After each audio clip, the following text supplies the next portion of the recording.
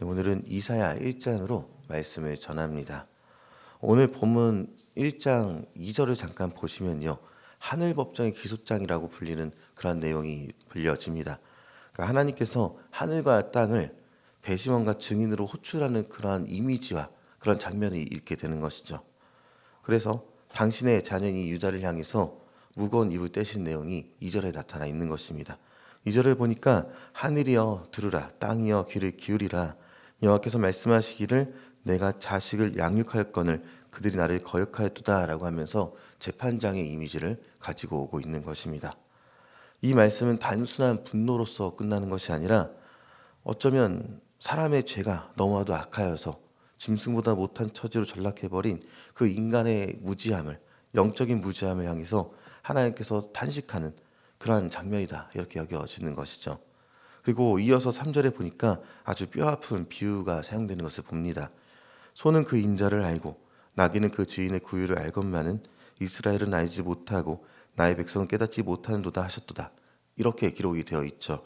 구유는 알건만, 이 야다라는 히브리어가 사용이 되게 되는데 경험하여 아는 것을 야다라고 합니다.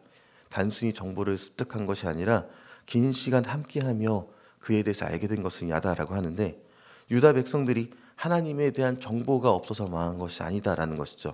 그들은 율법을 암송해냈고 절기를 지켜냈으며 성전의 제물을 바쳐냈습니다. 그런데 그들에게는 하나님과의 인간적 사귐, 그러니까 인격적인 사귐, 이 야다함이 없었다라는 것이죠. 하나님을 자신의 삶을 주관하시는 그 주인으로서 대접하지 않은 것이 바로 이스라엘의 패착이었다는 것입니다. 소와 나귀조차도 자기에게 먹이를 주는 주인을 알아보는데 하나님의 은혜로 양육된 백성이요, 그 은혜의 근원을 망각했다라는 것이죠. 그래서 영적인 파산에 이르렀다, 이 이야기를 하고 있는 것입니다.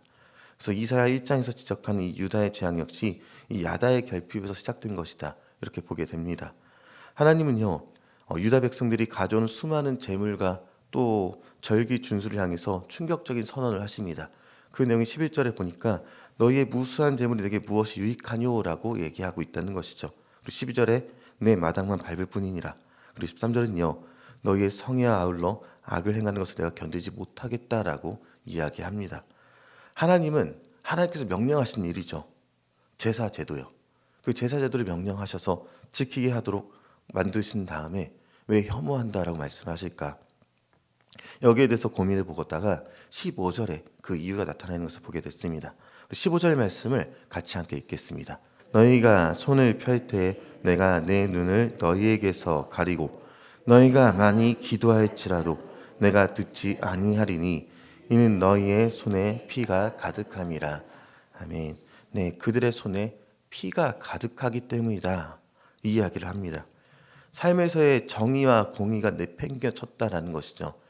삶의 예배가 없는 채 예배당 안에서의 거룩한 척하는 이중적인 모습이요, 이 모습이 하나님의 그 명령들에 대해서 하나님께서 명령하신 것들을 지켜내는 것처럼 여겨졌지만 결국 하나님의 말씀을 제대로 지키지 않는 모습이 되었다, 이 이야기를 하고 있는 것입니다. 그럼 어떻게 해야 될까요? 단지 하나님은 그렇기 때문에 심판하겠다, 이것만으로 끝나지 않습니다. 돌이킬 수 있는 대안 자체를 바로 주시는 분이시죠. 이 대안을 제시하시는데 그 대안이 16절과 17절입니다. 네, 참된 예배는요, 제단 위의 제물이 아니라 삶의 현장에서 흘려보내는 공의와 사랑이다, 이 이야기를 강조하시면서 알려주신다는 것이죠.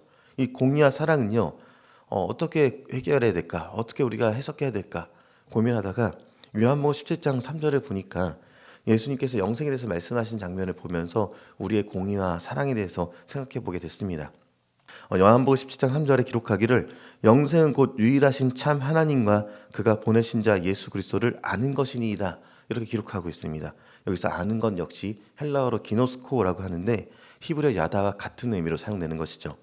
구약의 유다 백성들이 율법의 형식에 갇혀서 하나님을 잃어버렸다면 예수님은요, 우리에게 하나님을 직접 경험하고 만질 수 있는 길 자체를 열어주신 분이시다, 이것을 보게 됩니다. 이 이사야가 선포한 오라 우리가 서로 변론하자, 이것은요 하나님의 초대입니다. 신약에서 수고하고 무거운 짐자들아 다 내게로 오라라는 예수님의 초대로 이어지는 것을 보게 된다는 것이죠. 우리 성도들은요 이것들을 기억해야 합니다. 우리는 짐승의 피가 아니라 우리를 야다, 우리를 아시는 예수님의 사랑을 힘입어 하나님께 나아가게 되는 것이죠. 오늘 이사야 1장의 말씀은요, 단지 2700년 전 유다의 백성에게만 주시는 경고로서 끝나지는 않습니다. 우리 그리스도인들에게요, 그대로 질문을 던져준다는 것이죠. 종교적인 습관과 인격적인 사귐 자체를 혼동하고 있지는 않은지 여기에 대한 질문을 던져줍니다. 주일 예배를 드리고 11조를 하고 새벽 기도로 나온 행위 자체가 우리를 구원하거나 하나님을 기쁘시게 하는 행위 전부가 아니다라는 것입니다. 만약 그 행위 속에 하나님을 향한 뜨거운 야다가 없다면 우리는요, 그저 성전만 받는 이 유대인의 모습, 그 종교인의 모습으로 끝난다라는 것이죠. 하나님은요, 오늘 아침 우리가 유창한 기도하게 하는 것보다 우리의 마음이 하나님과 연결되어 있는지를 더 보시는 분이십니다. 그리고 다음으로 예배의 성공은 삶의 현장으로 결정된다는 것을 알게 하시는 것이죠. 이사야는요, 손에 피를 가득 묻힌 채 드리는 이 기도를 하나님이 듣지 않으신다라고 이야기를 했습니다.